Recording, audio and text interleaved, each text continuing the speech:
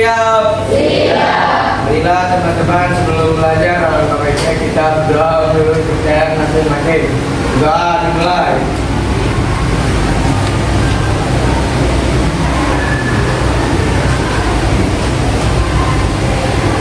Berdoa selesai, memberi salam.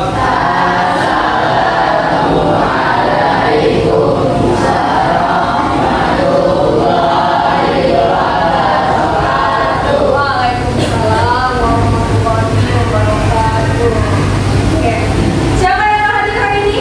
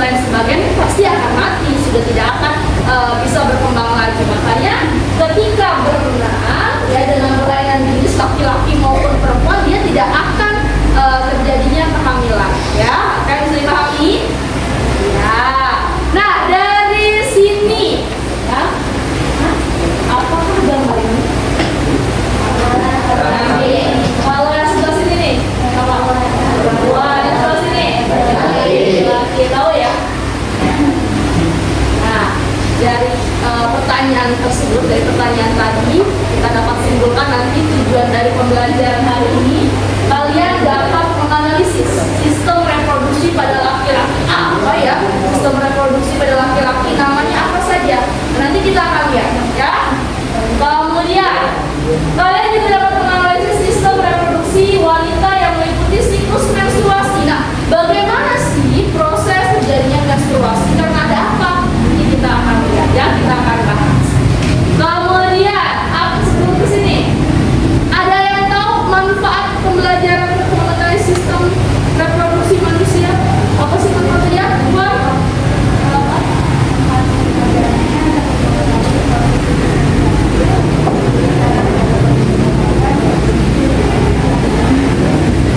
Oke ya, kita lebih tahu nih nanti nama organ-organnya, kemudian kita lebih tahu bagaimana cara menjaga kesehatannya, ya.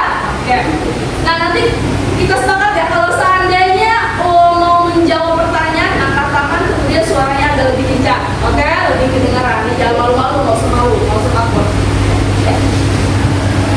Nah ini ya, dari manfaat tersebut, ya. Coba kalian masih ingat dengan profil pelajar Pancasila? Ada berapa? Pertama apa?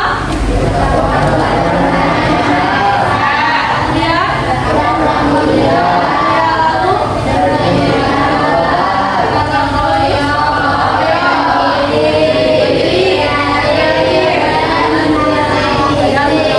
Masih ada? Di bawah 6 Reski? 6 Iya, ada 6 ya. Nah, kalian sudah duduk berkelompok?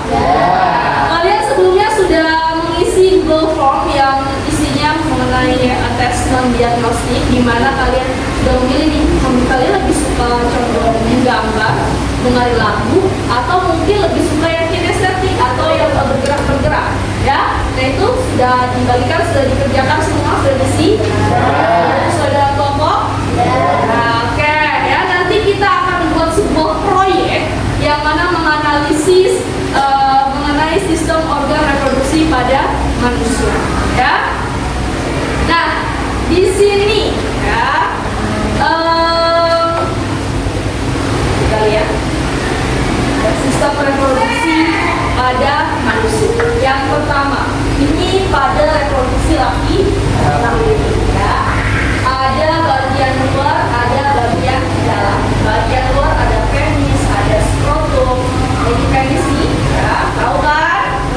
Tahu. Kemudian ada skrotum, tahu skrotum? Ya, jadi skrotum itu bagian luar kulitnya. Ya, kemudian ada bagian dalam, ada epididymis. Nih, bagian dalam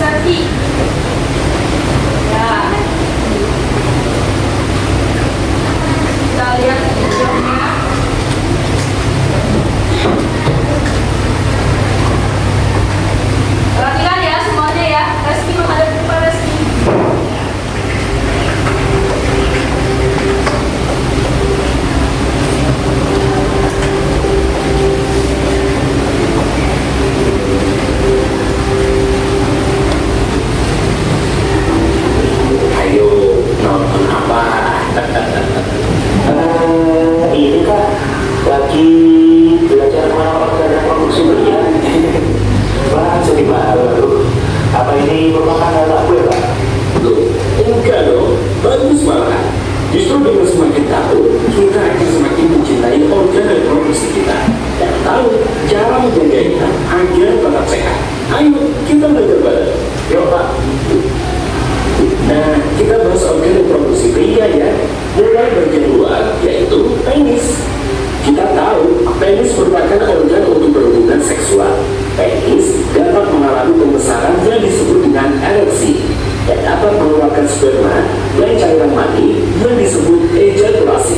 Walaupun dari luar terlihat simpel, namun pada bagian dalam organ ini terdiri dari banyak bagian dan mempunyai fungsi penting. Penis dibungkus oleh kulit luar yang disebut foreskin atau prepucio.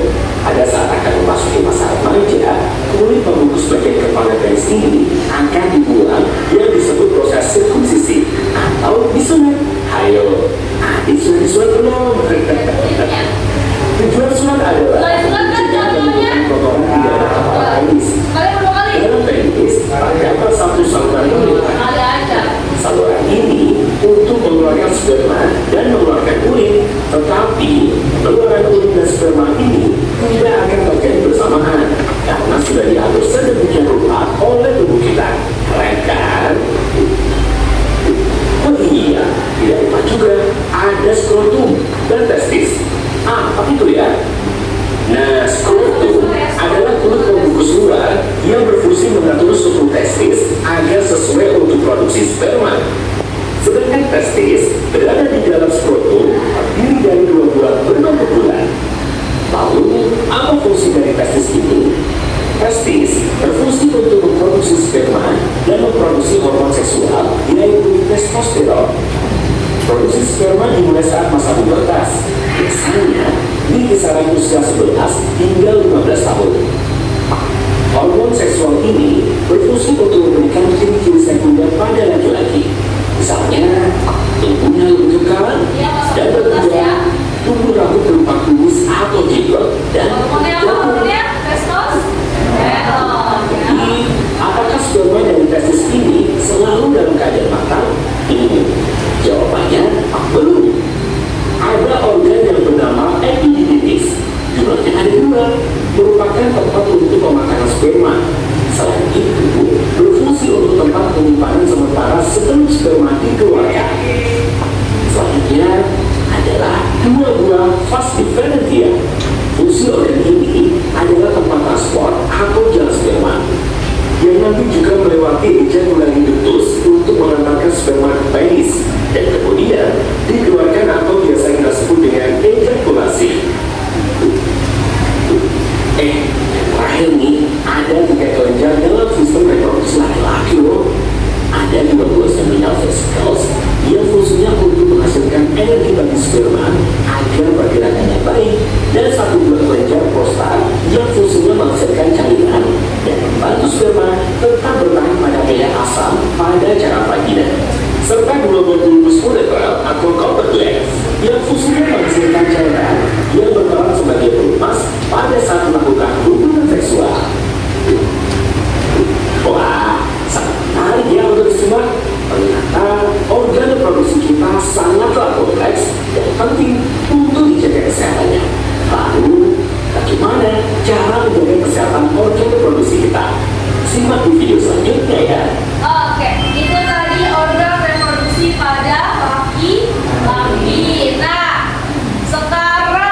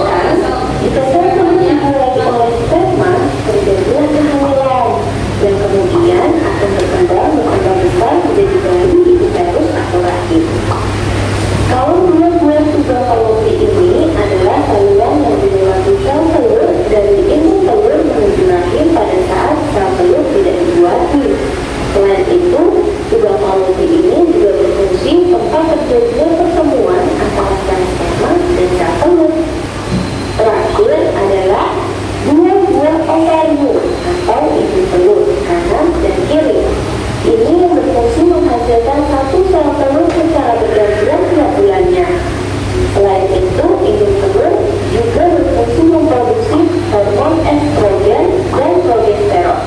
Hormon ini berfungsi menjalankan fungsi reproduksi pada perempuan, salah satunya berperan dalam proses menstruasi atau pada saat perempuan tersebut hamil. Gimana Sisi? Udah paham belum? Udah Kak, Sisi udah paham gimana wanita itu bisa menstruasi dan hamil. Ternyata organ reproduksi kita kompleks banget ya dalamnya Kak. Betul, itu sebabnya kita harus pandai-pandai jaga kesehatan organ reproduksi kita. Semakin kenal, semakin sayang. Jaga organ reproduksimu demi masa depanmu. Semakin tahu, semakin sayang. Jaga organ reproduksi untuk masa depan. Nah itu untuk yang perempuan. Adakah yang ingin berpendapat dari dua video tersebut? Ya silakan. Ya silakan sama.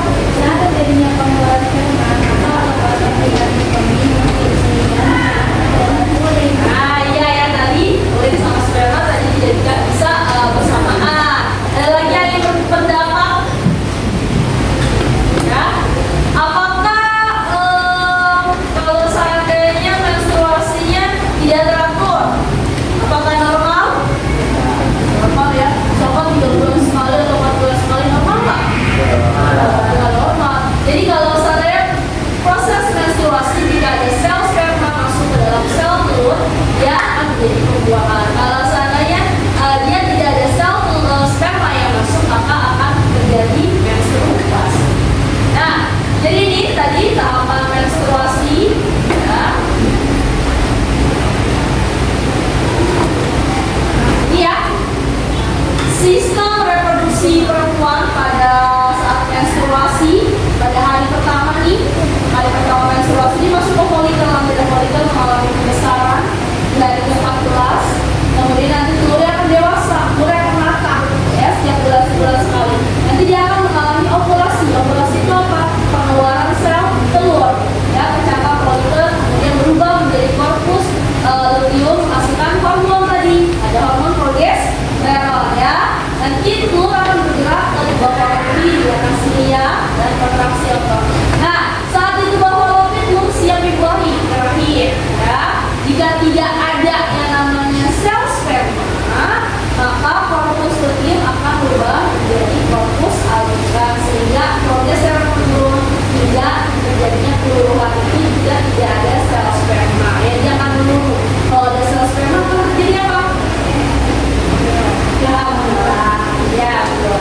Ya bagus. Nah, oke, kita lihat dulu video selanjutnya. Sabtu bulanan. Siapa nih yang sering mendapat sabtu bulanan? Perempuan ya. Tenaga bulanan. Siapa dari kita pasti pernah kedatangan tamu, bukan? Beberapa dari kita bahkan kedatangan tamu secara rutin, apalagi kalau bukan menstruasi atau datang bulan. Tapi, kamu merupakan wanita yang normal? Kapan dan bagaimana sih?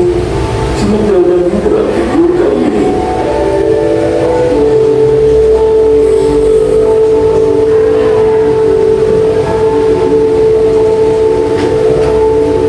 Menstruasi adalah keluar darah dari vagina yang terjadi sebagai dampak dari siklus bulanan untuk mempersiapkan kehamilan. Menstruasi juga dikenal dengan istilah datang bulan, mens, atau haid. Siklus menstruasi adalah waktu dari hari pertama menstruasi sampai hari pertama menstruasi berikutnya. Siklus setiap orang sedikit berbeda, tetapi prosesnya sama. Jalani siklus ini diatur oleh dua hormon utama, yaitu estrogen dan progesteron, serta dua hormon lainnya, yaitu follicle stimulating hormone atau FSH dan luteinizing hormone atau LH. Siklus menstruasi berarti 4 fase penting yang secara normal berlangsung antara 21 dan 35 hari dan paling sering di 28 hari. Singkatnya, setelah menstruasi terjadi, hormon estrogen meningkat dan menyebabkan penebalan dinding untuk mempersiapkan tempat pertumbuhan janin. Di saat yang bersamaan, FSH mendorong pertumbuhan folikel atau bakal sel telur untuk bertumbuh. Setelah sel telur sudah matang, terjadi peningkatan kadar LH yang membantu bulan sudah matang, lu berjalan ke Tuba Falopi. Di Tuba Falopi inilah saya belum berharap akan bertemu dengan sel sperma untuk dibuang. Jika jadi pembuangan, maka bakal janin akan berjalan dan bakal ke dinding rahim yang sudah menjadi dibuat oleh hormon progesteron. Namun, jika tidak, maka sel telur hanya akan berjalan sendiri ke rahim. Tanpa adanya kehamilan, kadar estrogen dan progesteron akan menurun, sehingga dinding rahim menurun dan terjadinya menstruasi dan siklus dimulai kembali. Secara normal, fase pendarahan atau menstruasi ini umumnya berlangsung selama 5 hari. Tapi, kamu tidak perlu khawatir jika fase menstruasi kalian lebih singkat atau lebih panjang dari 5 hari. Kalau durasi 3 hingga 7 hari, masih dianggap normal. Namun, jika setelah 8 hari menstruasi tidak berhenti, sebaiknya dilakukan pemeriksaan. Jumlah darah normal dikeluarkan adalah 30 hingga 60 ml atau sekitar 3 hingga 4 sendok makan. Namun, sepertinya sangat sulit menghitung jumlah darah dalam sendok makan. Salah satu cara untuk mengetahui jumlah darah terlalu banyak adalah jika pembalut atau tampon tumbuh setiap jam, sehingga harus diganti tiap jam dan berlangsung selama beberapa jam berturut-turut. Serta jika merasa perlu menggunakan pembalut double untuk mengatur volume darah haid yang keluar. Kondisi kram atau nyeri selama menstruasi juga normal. Ini disebabkan oleh kontraksi atau dinding rahim yang terlalu kuat untuk mengeluarkan sinyal darah dan dinding rahim yang lama. Jika masih bisa dikurangi dengan rahim nyeri, jadi pada kalian masih berusia muda dan tidak terjadi lebih dari 2 atau 3 hari awal, maka kram ini normal. Warna dan ukuran gumpalan darah menstruasi yang normal adalah merah cerah atau gelap, karena dalamnya mengandung jaringan dinding rahim. Dalam menstruasi, itu menggumpal, membentuk struktur seperti lendir atau unus. Gumpalan yang normal maksimal berukuran seperti koin. Siklus menstruasi yang tidak teratur juga sangat sering dialami. Pada awal menstruasi, biasanya butuh waktu 1 hingga 2 tahun sampai tubuh wanita bisa menyesuaikan dan mengatur siklus secara teratur. Namun, siklus menstruasi tidak teratur juga dapat terjadi akibat stres tinggi dan mengganggu produksi dan keseimbangan hormon, penyakit tertentu, diabetes, obesitas, diet yang tidak seimbang, olahraga berat, dan lain-lain. Tidak menstruasi selama 3 bulan berturut-turut adalah tanda adanya masalah yang sebaiknya diperiksakan ke dokter. Sekian video kali ini. Apakah kalian masih memiliki pertanyaan seputar menstruasi yang kalian ingin kami bahas? Tulis jawaban kalian di kolom komentar di bawah. Dan cek. Nah, itu siklus menstruasi ya. Ya. Siklus menstruasi.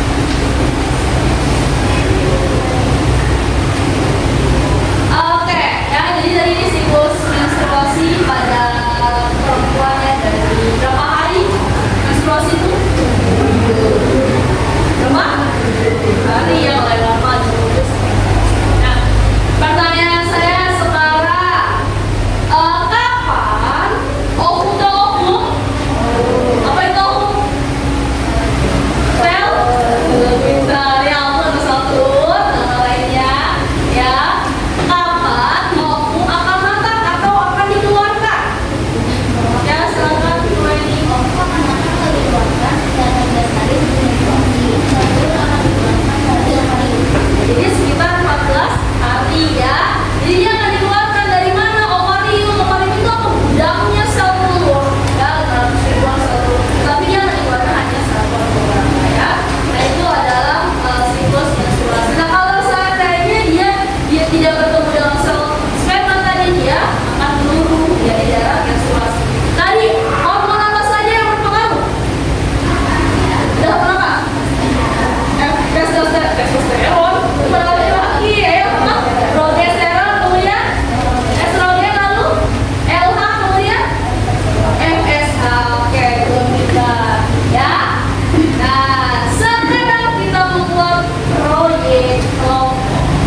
Sudah berkelompok ini ya, ada kelompok auditori berapa ini? 1 ini.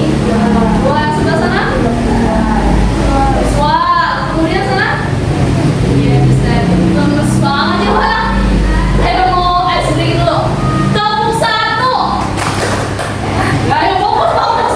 Kelompok 1. Kelompok 2. Kelompok 3.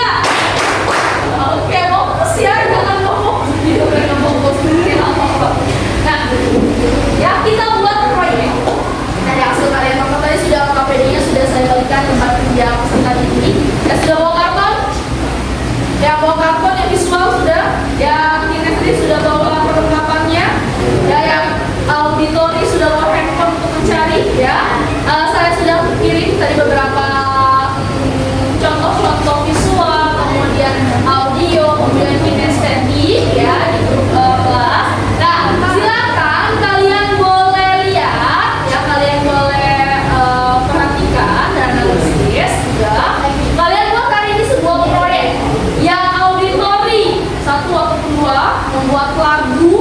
boleh di instrumennya misalkan tentang naik-naik ke puncak gunung, lalu liriknya diganti tentang nama-nama organ reproduksi pada laki-laki, ya diganti. Nah itu boleh untuk yang vokal yang auditori. Kemudian yang visual silahkan membuat gambar di karton. Kalau saya ada suara boleh diwarnai pakai arsip. Kemudian yang kinestetik silahkan nanti membuat role play atau role play. Tahu kan role play? Nah, drama ya. Ada yang jadi sel sperma, misalkan Reski Hai aku sel sperma misalkan gitu. Atau sama Abjar menjadi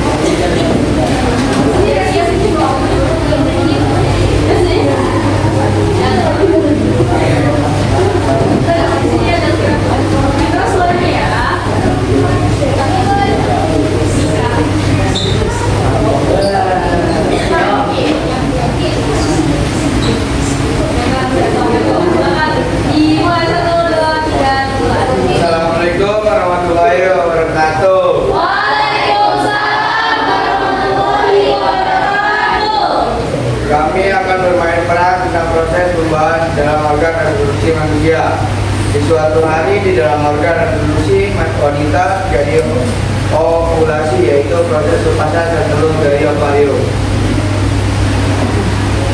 Baik, aku ovarium, budaya sel. Telur yang keluarkan akan Kemudian telur dilepaskan akan masuk ke sebuah falopi dan digerakkan oleh sel. Saya yang adalah sebuah kologi sebagai tempat berjalannya telur dari ovarium menuju salinan ovulasi dan sebagai tempat pertemuan dengan sperma saat proses pembuahan. Kemudian terjadi proses fertilisasi sperma dan telur. Hai, aku fertilisasi. Fertilisasi adalah proses pertemuan antara sel sperma dan sel telur.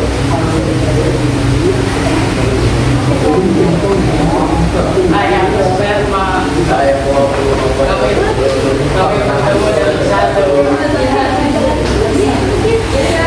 Sel sperma dan telur bertemu dan mereka bersatu. Sperma membuahi sel telur. Sel telur yang dibuahi oleh sperma akan menjadi zigot. Proses pembuahan ini disebut fertilisasi. Hai, aku zigot. Gabungan sperma dan Setelah pembuahan, zigot memulai perjalanan selama 5 hari terakhir. Zigot akan berkembang menjadi embrio dan menempel di uterus bayi. Sepanjang jalan terjadi pembuahan beberapa kali, membentuk sel baru dan membesar hingga membentuk bola sel. 20 sel yang dikenal dengan blastocysta, embrio fase blastula. Hai, aku blastula. Aku adalah embrio yang telah berkembang selama 5 hari. Nanti setelah blastula, aku bentuk dari blastula yang berkembang dan membesar menjadi blastula. Aku akan mengubur diriku di dalam lapisan terakhir dan menyimpan dalam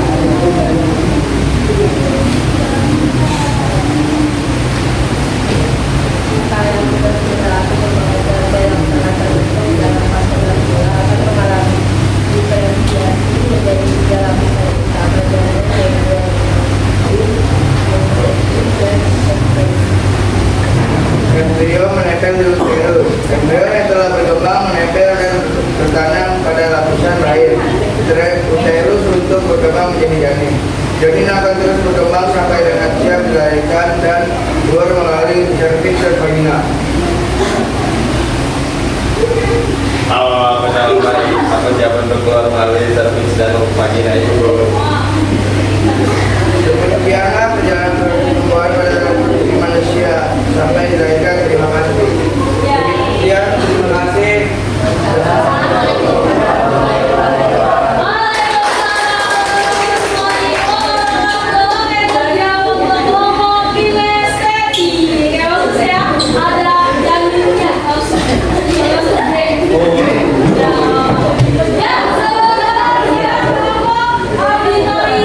Silakan, Abi Nori 1.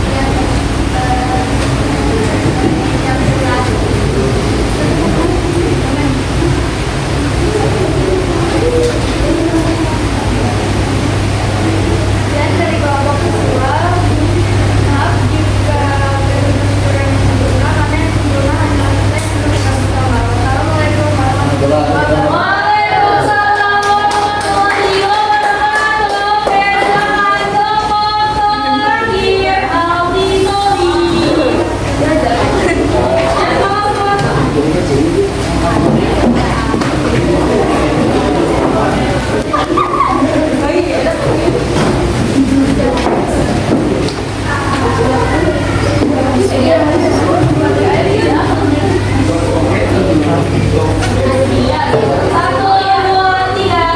Assalamualaikum warahmatullahi wabarakatuh.